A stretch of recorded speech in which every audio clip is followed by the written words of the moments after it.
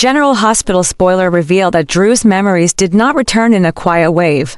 They crashed into him with the force of something ancient and refused. Something he had spent months burying under devotion, denial, and the fragile hope that the life he was rebuilding with Willow was real. When the final fragment of that night fell back into place, when the sound of the second gunshot stopped echoing in his subconscious, and transformed into a clear, unforgiving fact, Drew realized with a coldness that hollowed him out that Willow was the one who pulled the trigger. This realization didn't simply change his perspective, it rewired him entirely, stripping away the man he thought he had become, and exposing a darker, more dangerous version of himself that he had never intended to unleash. For so long he had told himself that Willow was incapable of real harm, that the purity he projected onto her was truth rather than delusion. Now, with the truth raging through him like a wildfire, he felt the sting of betrayal mixed with a terrifying clarity, an understanding that everything he believed about her innocence had been nothing but a cage he built with his own hands. Yet the most disturbing transformation wasn't the memory itself, it was the way Drew responded to it.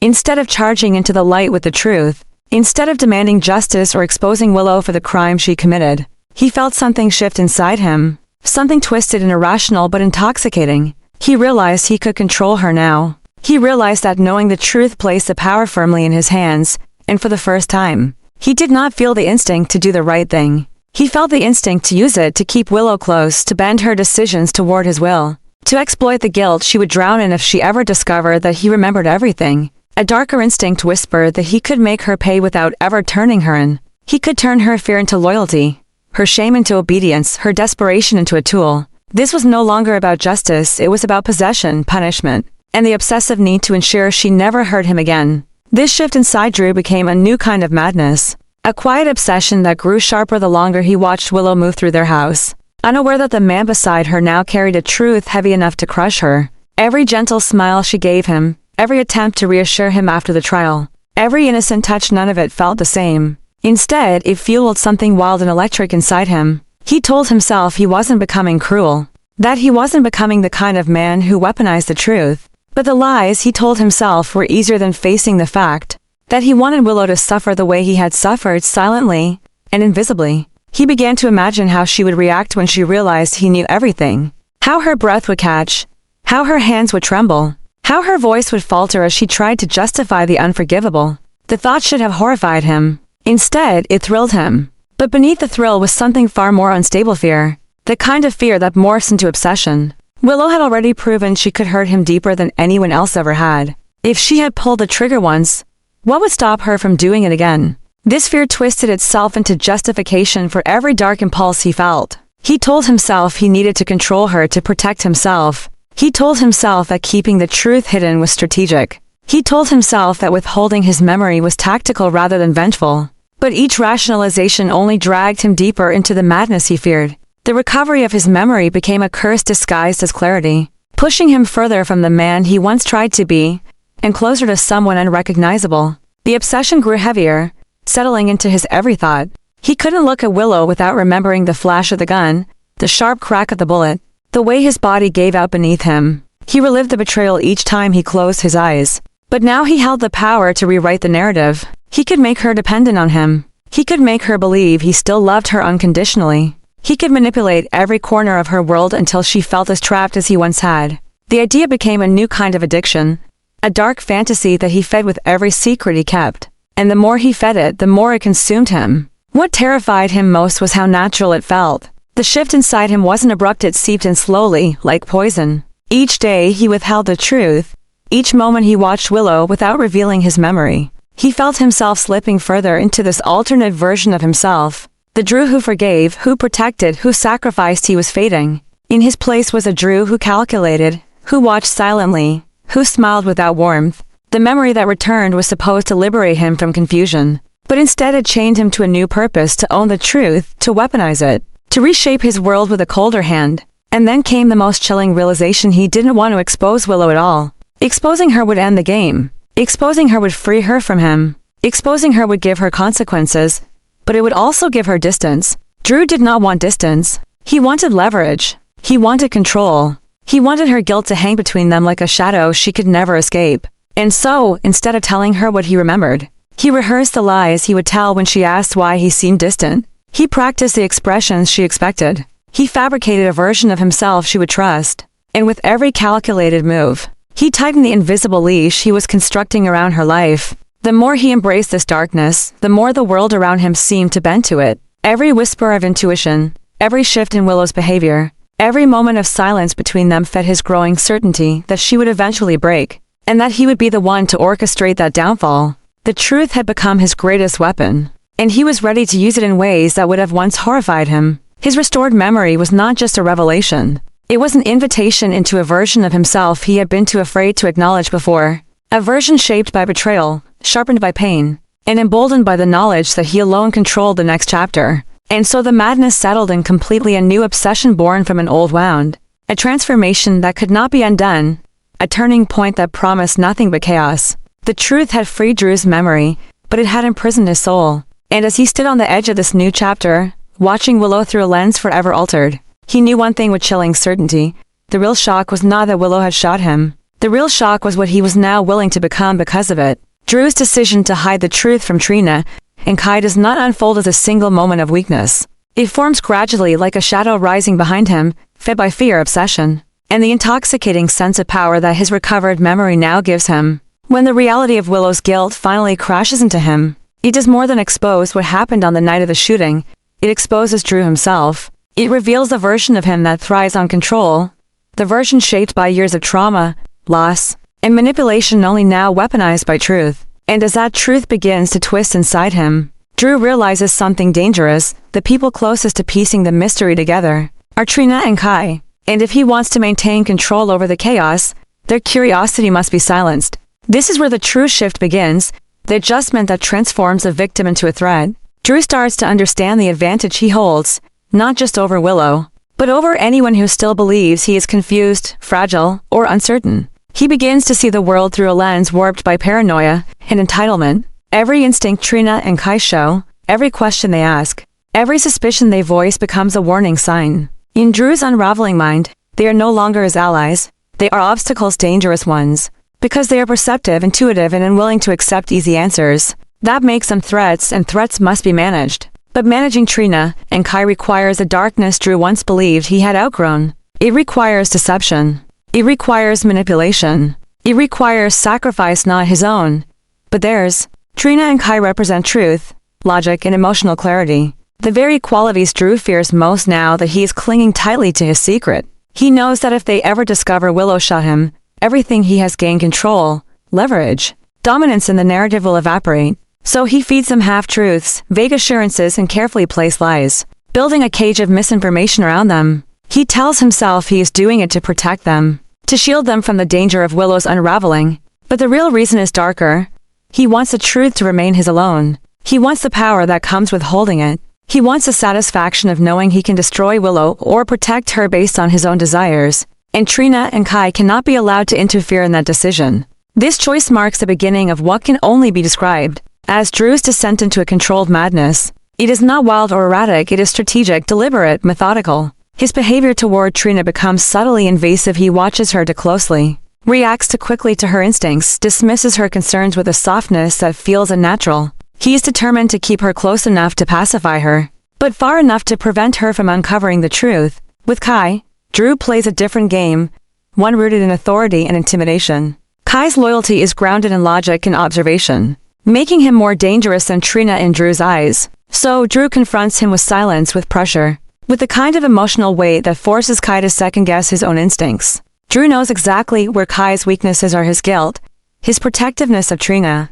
his fear of being wrong, and he pushes at those points with precision. The more Drew manipulates them, the more he begins to convince himself that he has every right to do so. After all, Willow betrayed him. Willow nearly killed him. Willow is the reason he is now forced to carry the weight of this buried truth. So why shouldn't he protect himself? Why shouldn't he use every tool available, including Trina and Kai's trust, to maintain control? But obsession does not stop at one boundary. It leaks into everything it touches. The more Drew hides from Trina and Kai, the more their presence becomes a threat he cannot ignore. Their questions feel sharper. Their eyes feel more accusing. Their closeness feels suffocating. And Drew, now lost in a maze of memory and paranoia, begins imagining dangers that do not exist. He convinces himself that Trina and Kai are working together behind his back. He convinces himself they are lying to him, watching him, preparing to expose him. This paranoia grows so intense that he becomes hypersensitive to every gesture they make. A quiet conversation between them sends chills through him. A glance exchanged in the hallway twists his stomach with dread. Even their attempts to comfort him feel rehearsed, practiced, deceitful. The more he interprets their behavior through this distorted lens, the more he isolates himself from the very people trying to help him. Isolation is the final ingredient that completes his transformation. Now he no longer hides the truth simply because he wants power. He hides it because he believes Trina and Kai cannot be trusted with it. He convinces himself they will betray him. He convinces himself they will use the truth against him. And so, in his spiraling mind, secrecy becomes protection, manipulation becomes necessity, and paranoia becomes clarity. But in reality, each decision he makes pushes Trina and Kai deeper into danger. Because the more Drew conceals, the more desperate he becomes to maintain the lie. And desperation, especially in a man already unraveling, is volatile. As Drew tightens his control over the narrative, he inadvertently tightens the noose around Trina and Kai's safety. They are walking blindly into the chaos he is creating, unaware that the man they trust is becoming the source of the danger. The more Drew obsesses over protecting the lie, the more likely he is to lash out. The more he views Trina and Kai's threats, the more unpredictable he becomes. The threat surrounding them is not from Willow, not from a hidden enemy, not from some unseen force. It is from Drew himself, twisted by memory, fueled by fear, and blinded by the intoxicating power of his secret. And this is a true shift in the story, the adjustment that marks the beginning of a new, darker chapter. Drew is no longer the man who lost his memory. He's the man who regained it and let the truth corrupt him. The danger Trina and Kai face now is not about uncovering a mystery. It is about surviving the man who has become one. Drew's transformation does not happen in a single moment. It unfolds like a slow-burning sickness, creeping into every corner of his mind until it becomes the dominant force guiding his thoughts. His recovered memory is no longer just a revelation, it becomes the axis around which every aspect of his world starts to twist. The instant he realizes Willow was the one who shot him, something inside him fractures. But the fracture does not collapse him. Instead, it reshapes him. The man who once lived by loyalty and protection now begins to operate from a place of icy control, calculated watchfulness, and an obsession so intense it distorts everything he sees. The adjustment that takes root is not just emotional, it is psychological, strategic, and dark enough to transform the entire narrative into something far more dangerous than anyone around him realizes. Drew starts to view Willow not as his wife, not as a fragile source of warmth he once idealized, but as someone who must be contained, managed, controlled at every level. It is not forgiveness he seeks, it is domination over the truth. Willow, unaware of the truth he now carries like a loaded weapon, becomes the center of his fixation. Her every movement becomes an opportunity for him to tighten his grip. He watches her with an intensity that borders on predatory analysis, examining the tremors in her hands, the hesitation in her words, the guilt she tries to bury under forced smiles. He begins to measure her responses with eerie precision, testing her, pushing her, using the memory she does not know he recovered as leverage in a secret psychological war. She never agreed to fight. What begins as hidden tension quickly evolves into full-blown control. Drew curates her days subtly at first, then with a firm, invisible pressure that grows harder for Willow to escape. He chooses when she rests, when she leaves the house, whom she sees, what she believes he feels. He manufactures moments of intimacy to disarm her and moments of silence to unsettle her. Without ever raising his voice, he builds a psychological cage around her, tightening it each time she shows vulnerability. What makes this shift truly chilling is the ease with which Drew embraces it. His obsession feels justified in his own mind. Willow betrayed him, Willow shot him, Willow created the trauma he spent months drowning inside. Every manipulative action becomes, in his perspective, a form of balance, a way of reclaiming power he believes was stolen from him. He convinces himself he is not punishing her. He is simply ensuring she can never hurt him again. Yet the deeper truth is far darker. Drew is no longer trying to protect himself from Willow, he is trying to possess her completely. To control not only her actions but her fears, her guilt, and the shape of her future. And Willow feels it, even if she cannot name it. The air around Drew shifts, becomes heavier, colder, charged with something she cannot articulate. She reaches out to him, seeking reassurance, seeking the version of Drew she once trusted. But that version no longer exists. Every attempt she makes to comfort him becomes an opportunity for him to study how much fear he can provoke without revealing the truth. He speaks less. He touches her differently. He watches her for too long. His presence becomes suffocating, but his silence becomes even worse. The dread builds inside her like a pressure she cannot relieve. She senses the changes but cannot explain them, so she begins to internalize the instability, believing something is wrong with her instead of with him. And this is exactly what Drew wants. The more disoriented she becomes, the more control he gains. As this psychological chokehold tightens, the entire storyline surrounding Willow collapses into a state of paralysis. Every choice she tries to make seems blocked by Drew's subtle interference. She considers calling Trina, but Drew suddenly needs something urgent. She plans to visit Kai for clarity, but Drew finds a way to accompany her. She tries to confide in someone, but the words die in her throat when Drew appears at the doorway with a smile. That feels too perfect. It becomes a cycle of suffocation. Willow trapped in her own home, trapped in her own mind, trapped in a narrative she cannot escape because she doesn't understand its origin. Her world shrinks without her noticing, until every path she tries to take leads back to Drew's shadow. Meanwhile, Drew's obsession grows into something raw and feral beneath the surface. He begins rehearsing conversations that never happen, practicing lies in the mirror, imagining how Willow will break once she realizes he knows everything. The fantasy becomes addictive. He imagines her tears, her collapse, her desperation to explain herself. He imagines forgiving her, but only on his terms that would bind her to him, in ways far beyond marriage. The more he imagines this power, the further he falls from sanity. His internal world transforms into a labyrinth where every corridor leads to the same conclusion. Willow must remain under his control at any cost. This internal madness spills into the spaces between them. Willow begins waking up in the middle of the night, sensing Drew watching her. She walks into rooms where the silence feels thick, as if he had been standing there only seconds before, thinking something he refuses to say. She feels the boundaries closing in. Their home becomes a prison, but she cannot explain how or why. Her confusion shifts into unease into fear into quiet panic that she tries to suppress for the sake of their family. Yet the more she suppresses it, the more Drew exploits it, guiding her into emotional corners from which she cannot escape. The shock of this new dynamic does not come from violence or confrontation. It comes from the psychological suffocation that builds layer by layer, forming a horror more intimate and more terrifying than any physical threat. Drew no longer needs to raise his voice to dominate Willow. He dominates her through silence, through knowledge, through the lie he wraps around her life like a rope. His obsession becomes the heartbeat of the storyline, a dark, steady rhythm driving every scene forward. And the most chilling part is that Willow remains blind to the truth. She does not know Drew remembers. She does not know he is controlling her. She does not know she is living with a man who is no longer guided by love, but by a twisted sense of possession. Her storyline becomes frozen, suffocating, trapped by a man who holds every piece of the truth and refuses to release even one. This is a true horror of the new adjustment.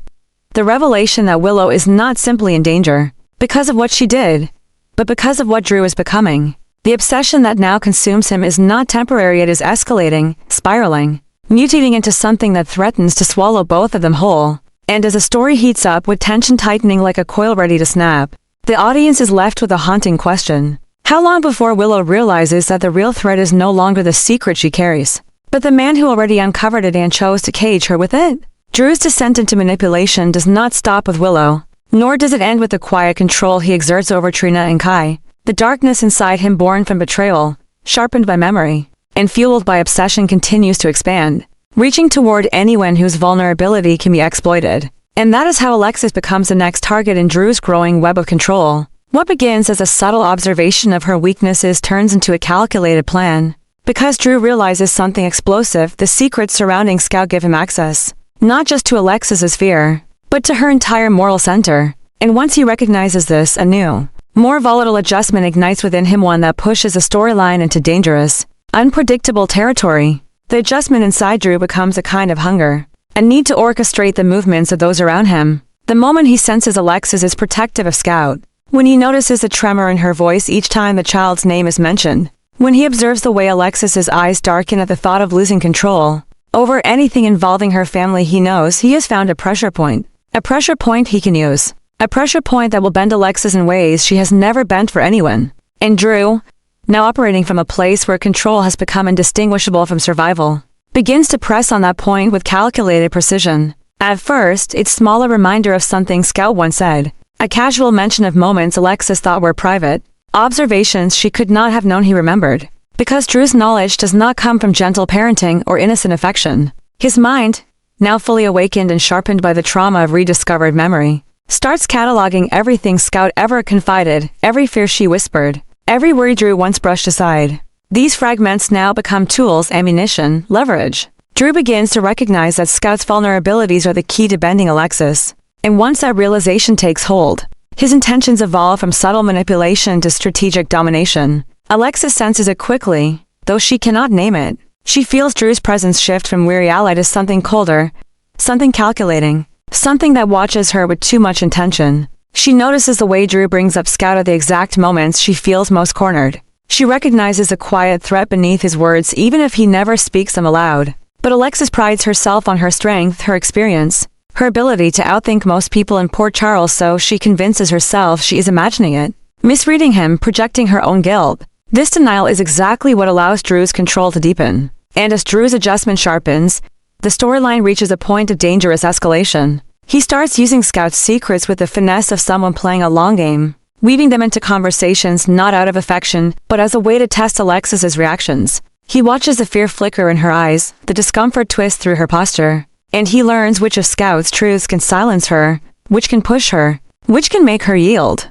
Alexis begins to realize she is no longer navigating a conversation, she is navigating a trap. One built out of the one thing she cannot fight, maternal fear. What makes a shift explosive is not simply Drew's willingness to use Scout as leverage, it's how naturally he begins doing it. He does not flinch. He does not hesitate. He doesn't question whether it's right or wrong. This is a new Drew, once sculpted by pain and now driven by cold, strategic dominance. He believes control is the only way to prevent being betrayed again. And if Alexis must bend beneath that control, then so be it. He no longer sees moral boundaries, only outcomes. This new calculation extends beyond Alexis. Drew begins constructing parallel strategies, threads of manipulation that weave together into something resembling a psychological chessboard. Willow, Trina, Kai, Alexis, they are all pieces now, each one valuable for a different reason, each one holding a different weakness he can exploit. And in this newly adjusted version of the world, Drew is no longer the victim of anyone's secrets. He is the master of everyone else's. He uses Scout's fears to shape Alexis. He uses Alexis's silence to keep Trina and Kai confused. He uses Trina and Kai's uncertainty to manipulate Willow. Every move supports the next. Every lie reinforces the next. And every piece of the puzzle tightens his grip over the unfolding chaos. This explosive adjustment pushes the storyline into a psychological frenzy. Alexis finds herself increasingly trapped in conversations where Scout's name becomes a weapon. Willow grows more suffocated without understanding why. Trina and Kai sense danger but cannot locate the source. And Drew thrives in this rising tension. It gives him purpose. It gives him certainty. It gives him a sense of power he has not felt since before his memory shattered. This is no longer about justice or healing or protecting his family. This is about rewriting the power structure around him, until everyone's decisions bend toward him whether they realize it or not.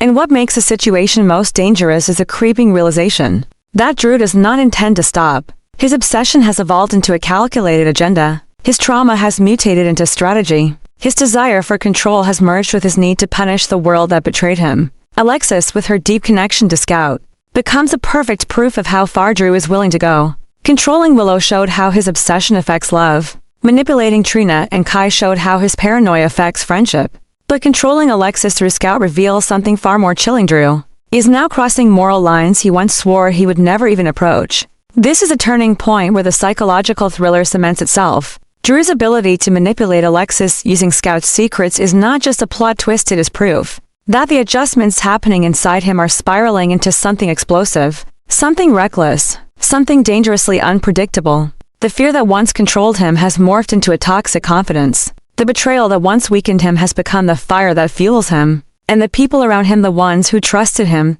loved him, believe in him, are now standing on the edge of a cliff they do not know they are approaching. Because Drew is no longer just hiding the truth. He is re-engineering the truth, shaping it, weaponizing it, and using it to control the lives of everyone around him. And as this new adjustment tightens its grip, it becomes clear that the next explosion will not come from what Drew remembers, but from what he chooses to do with the power those memories now give him.